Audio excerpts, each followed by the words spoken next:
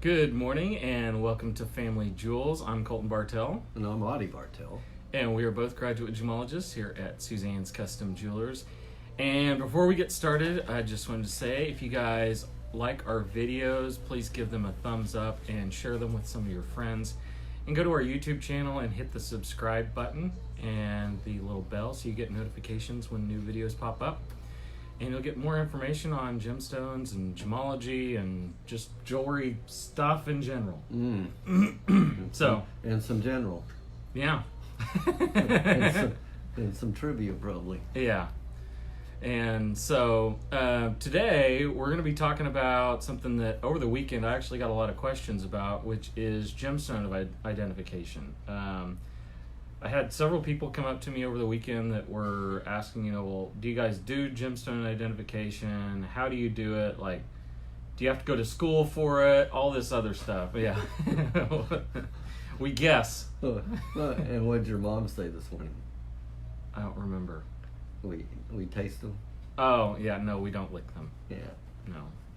But that's not a real determining factor. Yeah, there's only... Sniff them, maybe. Yeah. Well, that doesn't help either on... Not on the ones that we normally do. There are some minerals that helps. Yeah.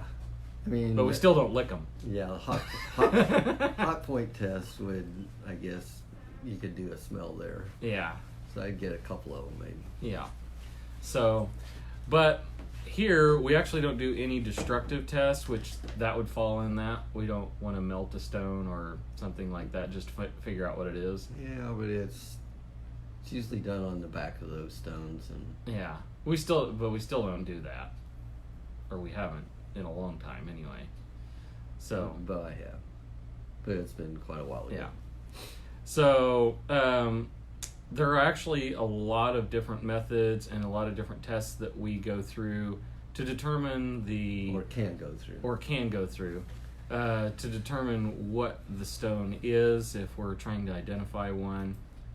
We can do this actually with cut stones or with rough. Typically the cut stones are a lot easier to identify, especially if it's one that's probably going to stump us a little bit. Just because we actually have polished surfaces that we can look into the stone a little bit more, get some visual clues as to what it is. And we can get an RI. Yeah. Otherwise, we have to use the spot method, and I hate the spot methods. Yeah. So, with an RI, what he's actually talking about is refractive index, and this is actually measuring the way the gemstone treats and bends light as it enters and exits the stone. And we actually have a fun little tool that helps us determine that.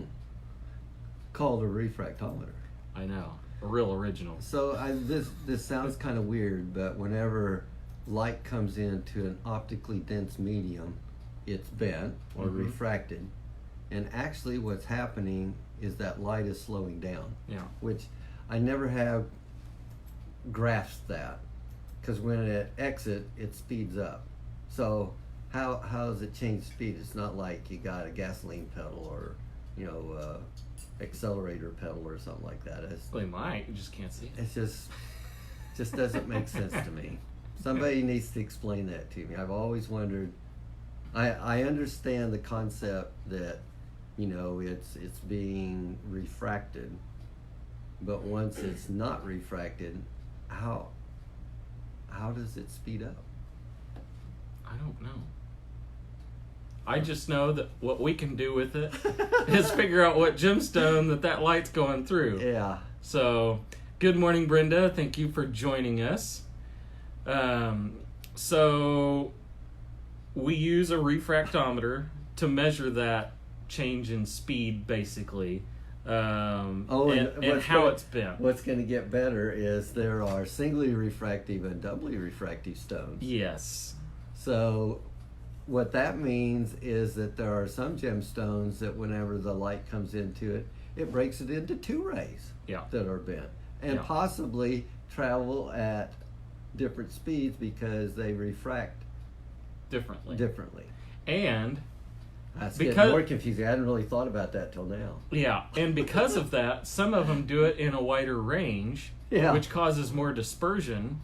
And so you actually have one ray that's traveling much faster than the second one. I don't know that it's much, but some faster. Yeah, but by measuring that can actually help us differentiate between gemstones too, because like diamonds are singly refractive, but a lot of other stones that are white and may get, mixed up with another stone, right, is doubly refractive.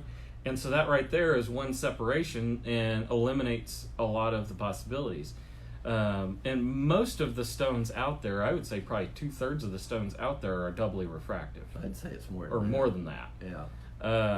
I've never actually sat down and looked to see how many were versus how many weren't, but well, you got like garnet and spinel and diamond. I mean, you've got several. I would be surprised if you have more than 10 though. Well, I guess that's. I can't think of. But anyway, I don't know that I could come up with 10. Yeah, but that right there actually will help you eliminate a lot of gemstones, because you can base it on color, and you can base it on its either being singly refractive or doubly refractive. And though that's not going to whittle it down to one stone, it will definitely help you eliminate. And what we're doing with each one of these tests is we're basically eliminating as many. We're basically playing Guess Who with the gemstones. Yeah, we got this big possibility out here. And we're flipping down the little... These tests just can't kind of cut it down. Yeah. And the way I've always treated gem identification is I needed 3 things to tell me that that's what it was. So if I only got 2... And your gut doesn't count. Right. So, refractive index. Yeah. With a refractometer, yeah, which is what this little thing here is. Little guy is. I kind of do like a little... No, stop it. Okay. No, just no. Here's a big nose right there. Yeah. So... that could be a mouth. So to kind of show you all the little parts here, so the refractometer, this actually has a little window in the back that allows for a light source, because we got to have light to project into the stone so that we can measure how it's being treated inside the stone. How it's being refracted. Yep. And then that light actually comes through this top little glass plate here that's a high lead glass called a hemicylinder. And so... And what we do is we put a little RI liquid on the deal. It kind of forms like a gasket, because we can't have it going from in the little refractometer up through the hemicylinder and then hitting air, because then it speeds up again. We can't measure that difference. Yeah. So this forms like a gasket, seals out the air. Yep. This is basically the same refractive index that the hemicylinder is. Right. So it's like you don't lose anything. Because if we didn't do that, if we just set the stone on there, there's no way we can get a perfect enough polish to seal that air from there. So then we end up measuring air, and everything is the same in air. Speed's the same. Yeah. So then we do have a little bit of a magnification with this lens here. And there's a scale. Yep, and it does have a scale in it, and I do have some pictures to show you because it's too small to show on there. Then we have a little bit more magnification with this little guy here. You can kind of see. Yeah, see, I'm blurry. Through there. And then we actually have a polarizing filter that we put on there. What this does is this is actually what's helping us differentiate the dispersion and it lets us see the refractive index of both rays. Right, and its change. If it's doubly refractive. Yes, and its change. And so by moving that, by moving this lens, we're actually changing. And actually, if I do this on here, you might be able to see a little bit of difference. No, maybe not. Oh. But what this is doing, it's actually aligning the light particles coming through. We can't see that. I was going to say you could show it on there. No. Because... Yeah. It works on that, but I don't know if that actually works through a camera. Yeah, it works there. So... Doesn't work there either. No.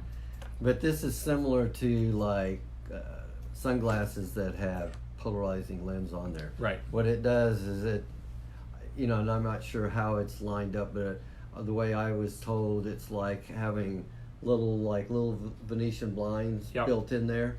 And so whenever they're like this, allows light to come through. When it goes like this, which we call like cross polarizers or whatever, right, it basically darkens it out. So what it ends up doing is this little polarizing lens lets us see both of those rays in the two different directions. Right. Yeah. And so by doing that, then you could do like uniaxial and biaxial. Yeah, we're not getting into that. That gets really, really complicated. And so with this, generally this gives us a really, really, really good indication of what the gemstone is, because it narrows down drastically. Yeah. Drastically narrows down.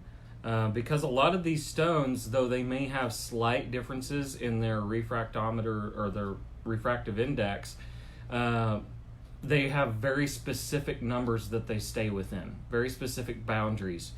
And there are some overlaps, not a lot, but there are some overlaps, in which case we have to have other tests.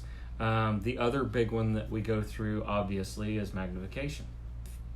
So, like, say we narrow it down to that it's a corundum, so it's either going to be sapphire or ruby. So the other possibility, whenever we get into that, is it natural or synthetic? Right.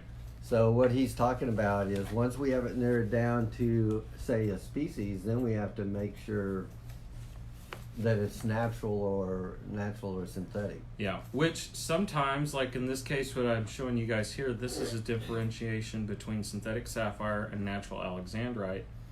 And so on this one, because they're close. They're very close in RI. But because there is a difference that's seen on this scale, and that's why I'm showing you this picture, because you can see that's very, very, very minor difference. But this is a determining factor in deciding which stone it possibly could be. It's eliminating one or the other. And so, like this other picture, we would still use a little bit more, even that. Oh yeah. Even that refractive index. Oh yeah. But this is helping us get to that conclusion. Yeah. So whenever we're talking about that refractive index, one of the deals, and I was hoping I had a picture in here, and I do, is, you know, if you ever have like running water and you stick your finger in it and it looks like your finger's broken, or a spoon, you know, it's something that you did, or in this case, a straw that looks broken. This is what's happening with the refraction in these gemstones, and we're actually able to measure this. Water is more optically dense than what air is. Right. So it's going to cause light to bend or break a straw. Right. But what's even more amazing is you can still suck water through that straw even when it's broken. Right, I know. For some reason, the light doesn't affect the physical properties of the straw. So, this is actually, you know... Would that be like a magic trick? Yeah. So this is actually kind of breaking down a little bit of what we're talking about with refraction, and it's changing the angles at which the light is entering or exiting the stone, and basically measuring its speed is what we're doing, and that's what's helping us figure that out. Now, we get into what he was talking about just a little bit ago with doubly refractive and singly refractive stones. So on a singly refractive stone, that beam is staying in one as it's entering and exiting the stone. In a doubly refractive stone, as a single light beam enters, it's splitting apart, and as it's going through this medium, whatever the stone is, it's breaking it into these two rays that are actually going in two different directions. Right. And so we're with this polarizing filter on here, that's what's allowing us to see those two different directions and their measurements. And in that way, we can eliminate a lot of stones, and sometimes we can actually narrow it down to a single stone, depending on how the measurement happens. And so in a really... And then again, and Colton kind of brought this up, but we didn't say what the term is. Whenever you have a doubly refractive stone and you have what one ray is and what the other ray is, that difference in there is called birefringence. Right. And so there are some that we can actually make an identification by how large or how small that birefringence is. Correct. And so to give you kind of an idea what this looks like under magnification, we have a really highly doubly refractive stone here, and so you can actually see it almost looks blurred. You get double image here. Same way in this, I believe this is probably a zircon, where you actually have a doubling of the facets. And so under magnification, we can actually identify a doubly refractive stone if it has a high enough birefringence that you would actually see where there should be crisp edges and you should see just one single facet that exists there.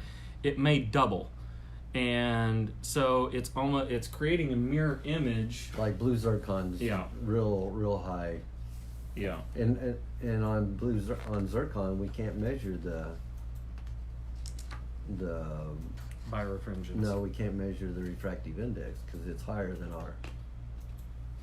Isn't it higher than our deal? It's going to be up there. Hey, grab those sheets over there. Hold on. Over there. There you go. But some of these can be really big. Yeah. So zircon is above what the hemicylinder is. Yeah.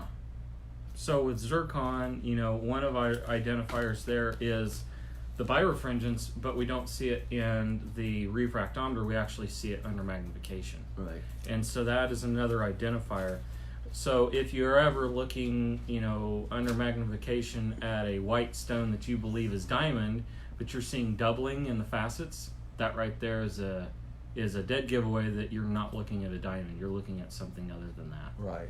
Could possibly be how big birefringence is moissanite? You can see doubling in moissanite. If the stone's large enough, you can see it. So with the refractometer, what we're doing is we do have a light source that we're putting behind it. We can actually use polarized light, which actually makes our lines crisper and easier to see. And having polarized light going through the hemicylinder into the stone actually increases our chances of having an accurate reading. And making sure that the stone has a really well polished facet that we can use to measure is pretty much key on that. We can do spot readings, which are not a lot of fun because we have to use a blink method basically to try and get it to figure out where we're getting the RI reading. And a lot of those, like you said, we could do rough. Rough gets to be difficult. There's some of them that look like they have really nice facet, or not facet, but crystal faces that are nice and smooth and polished, and not normally. Somewhere along the line there's a little growth line or ridge in there, and just enough that we can't seal off that air. So this is basically the steps going through. You have light entering, going through the hemicylinder, into the stone, out of the stone, back through the hemicylinder, going through magnification, over our gauge that's in there, through more magnification, back through a mirror, and then back up to the eye through the other lens. And so it's actually a very complicated piece of equipment that does a very simple task. Well, there's not a lot to it. No. It's just the science behind it is really no moving parts except that you can move the polarizing lens. Yeah, that's about it. Whoever came up with it was pretty clever. Yeah. So our biggest one in identifying gemstones apart from refractive index is magnification. So obviously this plays a huge role in a bunch of different aspects of the jewelry industry, but probably not a bigger role than gem identification and grading. With that, we're using high power microscopes, not to the point of like electron scanning or anything like that, but usually a microscope that'll go. And that brings up something, like somebody would say, well, why don't you use an electron scanning microscope? So, electron scanning microscope, what's its depth of perception there? It only does the surface. Yeah. So I always thought, whenever I first heard, oh man, I'd like to see what an electron scanning microscope would be like, but it doesn't actually see in. It basically just does the surface. Yeah. Yeah, and it's to the point where it'd be beyond us identifying something because we're looking at too small of an area. Especially if we're trying to differentiate a natural from a synthetic. So with the microscopes that we're using, obviously we want to have really good optics in ours. And so most of our microscopes are going to be either with Leica lenses or Bosch and Lomb lenses, which is what I prefer actually. And all of these are going to have basically a 10 power to about 60 power magnification. And whenever we're looking at a gemstone for identification, we typically use what's called dark field illumination. And so what we're doing is we actually have light coming up from underneath the stone, but not directly. It's actually kind of an ambient light from around the stone that is allowing us to see the interior details of those gemstones and look at the way that the inclusions have formed, what types of inclusions are in there, and even maybe the color and the texture of those inclusions. Sometimes it actually distorts the color because a lot of times it shows up, maybe it's red or a dark red, but it's gonna show up as a dark inclusion. It's gonna show up as black. Yeah. Some people will say, well, why can't you just shine a light above it? That would be basically using what we would call reflected light. Granted, some is going to come in there, but a round brilliant diamond, if you're shining it on the top of it, the whole idea behind that is to gather all that light in there and then reflect the white light back to your eye. Well, that doesn't do you a whole lot of good trying to see what's in the stone whenever you've got all this light being reflected back to you. Especially if the stone's cut to hide some inclusions. Yeah. And a lot of times those facets can disguise an inclusion if they're placed in the right place. So in order to be able to see those, we need to have that light coming from the outside to basically give us... It's almost like highlighting it. It's almost like it's camouflaging the facets and letting us see into the stone, windowing into the stone, rather than seeing all the reflections coming off of the stone. We can actually even cheat a little. Yeah. Because I learned this at which one did I go to? I think it was New York. So at one time I thought I was going to be a diamond grader for GIA. Didn't ever do that. One reason was they didn't pay any money. No. But anyways, supposedly they're grading these stones at 10 power magnification. Right. But I know they cheat because they told me they do. Yeah. So they'll turn that up to like 90 power, possibly more, because you get to that stone that's going to be a possibility of a VVS1 or flawless. You got to be certain. Yeah. So they cheat a little. I think once they find something, then they tune it back down to 10 power. To see if it's still visible. Right. Yeah. But what ends up happening is I know that they can cut down that, what would it be, like surface glare. Reflections and stuff like that. They'll chase around a little drop of water or drop of distilled water around on there by using a little camel hair brush or whatever. Yeah. But they'll chase that around there to cut down that glare, yeah. which is kind of the same idea that we was talking about if you use direct light on that stone. Right. Well, it's the same thing as like if you've ever been washing dishes and you have like a piece of crystal or a glass cup and you put it in the water, it almost disappears. We're doing the same thing so that it's allowing us to see into the stone instead of seeing just the surface. Because when these facets are polished really, really well, like they are on diamond and a lot of these other hard minerals that we're dealing with, the reflections can be so intense that all you can see is surface. Now, sometimes that is a benefit. Sometimes we do want to look at the surface and see things, especially with diamonds. We want to look and see if we see any graining, if we see any surface blemishes and stuff like that. But generally, what we're looking for is the internal characteristics of those stones to help us identify them.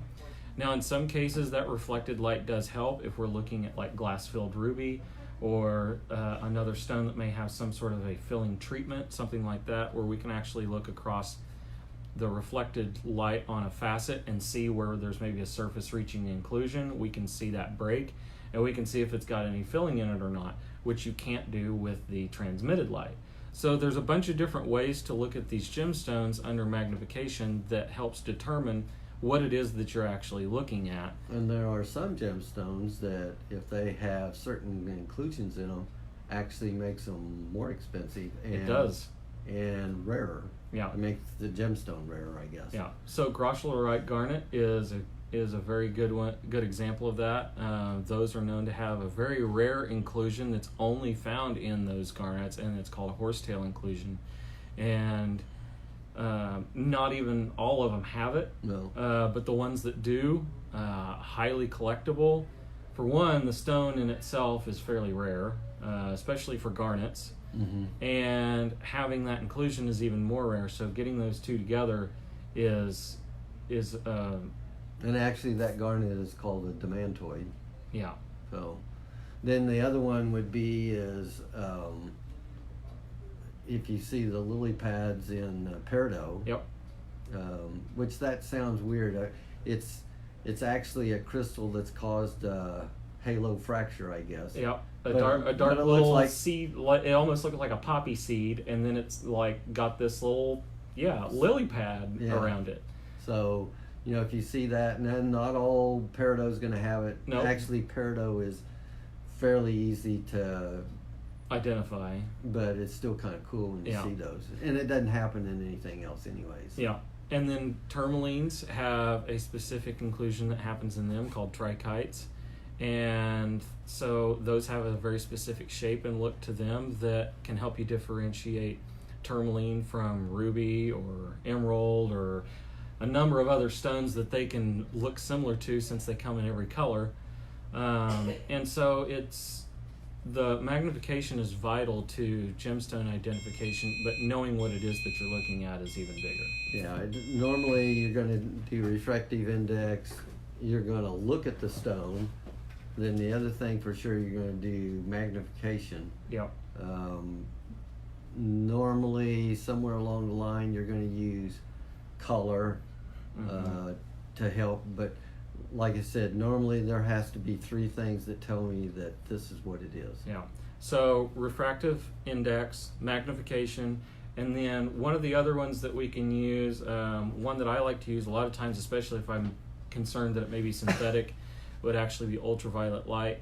That can help determine or at least differentiate some stones. Another one, specific gravity. Which we don't do just a whole bunch of. We don't do a lot of that. But there are a bunch of different ways that this can be done. There's other equipment out there that can be used. Brought up looking at biaxial or uniaxial stones with oh my gosh, I forgot. What, a polariscope? A polariscope, yeah. We have a polariscope, but generally we don't use it. We can even use it to come up with the possibility of stress and diamonds. Mm-hmm. There's most of the time the first three that we basically mentioned is going to cover almost everything. Yeah. So color, refractive index, and magnification. Yeah. Yeah.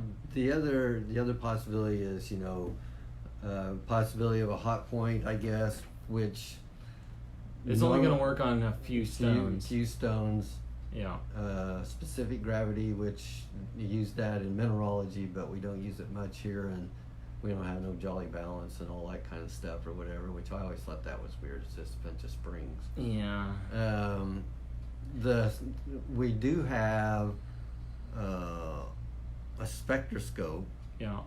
But I haven't used it in a long time. No. And that's always difficult because trying to get everything to work just right, you got to have only a certain amount of light to come in, and maybe there are better ones out there than one that we got now. Ours is probably, even when we were doing it, it was seeing a spectrum band is difficult.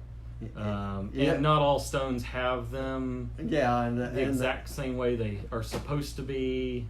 Yeah, and I can remember when we were using it to figure out whether it was a color enhanced yellow diamond or if it was a natural yellow diamond. And that's actually was, to me, somewhat difficult. Yeah. You know, sapphire, blue sapphire, you could see the iron bands, but that didn't really separate anything. I mean, there was other things that would separate easier than... Yeah. The other tool that we used, which was actually really simple, was a microscope. You could actually see the different colors that were displayed in dichroic gems or pleochroic gems. You know, one of those that was really obvious to see was iolite. Iolite is a pleochroic gem, so it actually displays 3 different colors from 3 different angles. So it's typically colorless, blue, and either like a purpley gray or lavender color. Yeah, it's usually got those 3 colors in it. A little bit like tanzanite. You can kind of do the same thing with tanzanite. Yeah. So, I mean, that's... You know, generally we don't get into those other ones. Unless, I mean, there's been times when we've run across stuff that we don't normally see. And just like at GIA we had an A list and a B list, and I don't know if you guys had that or not. But the A list was basically common stones you're going to see all the time. 90% of the gems that you were going to see were in the A list. Yeah. There was maybe 10%, and some of them have maybe moved a little bit since whenever I went through GIA, because there's some on the B list now that we see a little more often than what I did back in 70s and 80s. So yeah, for the most part, unless we get something that, you know, somebody has picked up somewhere, you know, there's some country that produces some stone. Like, I've never had to identify a bonitoite. That I have. Well, not in the... You've seen one in the... Oh, not in our store, no. Yeah. I thought we were going to get to see a red beryl, which somebody actually has some here in Corpus and was supposed to bring it by, but I never did, never have seen it. But, you know, we don't run into many of those, I would say, like collector stones. Yeah.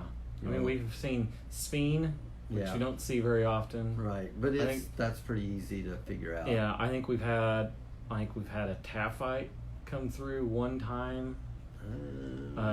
We've had a scheelite come through once. Very rare, more collector stones. And I think maybe a dambarite. We may have seen a dambarite. Yeah. So, but that's just kind of a general idea of how we identify stones, and it's something that we can do here at Suzanne's, and we do offer this as one of our services. And so if you guys do have some stones that you're curious about, or some that have been in the family for a long time that you're wanting to get verified, stuff like that, that is a service we offer. And I did have, I got a lot of questions this weekend for some reason about that, and just kind of seems like we get random questions like that in spurts. It's like if somebody asks, we know that like 4 more people are going to ask within the next day or two. It's kind of weird how that works, but... Yeah, or somebody comes in and looks at a ring in the case, and that same day there'll be like 3 or 4 other ones look at the same ring. Yeah. And it's like nobody's looked at it in 2 months, and then one day everybody wants to see it. Yeah. It's and it's not like somebody told them that it was here, I don't think. It's like a busload. All of them have got the same taste on this busload. Yeah. So anyway, that's why we were bringing that up today, and we wanted to share a little bit about how we do that. And so if you guys are needing any gemstone identification and you're in the Coastal Bend area, please stop by and see us. We can definitely help you out with that. So if you guys like this video, please give it a thumbs up and share it with some of your friends. Go to our YouTube channel and click the subscribe button, hit the little bell, and you'll get notifications when we have new videos uploaded. And we do this show every Tuesday morning. Or try to. Somewhere in that 10:45 range. Yeah, Tuesdays are getting to be busier. Like a Monday thing. Because it's over the weekend. We aren't here on Monday, so... Yeah. I mean, people have been waiting at the door, so... Yeah. So anyway, if you guys do have any other questions or you would like to know a little bit more, you can always find us here at Suzanne's. We are located at 4226 South Alameda here in the Town and Country Shopping Center in Corpus Christi, Texas. You can visit us online at suzannes-jewelers.com. You can give us a call at 361-991-7565, and you can always find us right here on Facebook and Instagram. So we thank you guys for joining us. We hope this gave you a little bit of insight into what we do and that you enjoyed this video. We will see you guys next week. Thank Bye. you.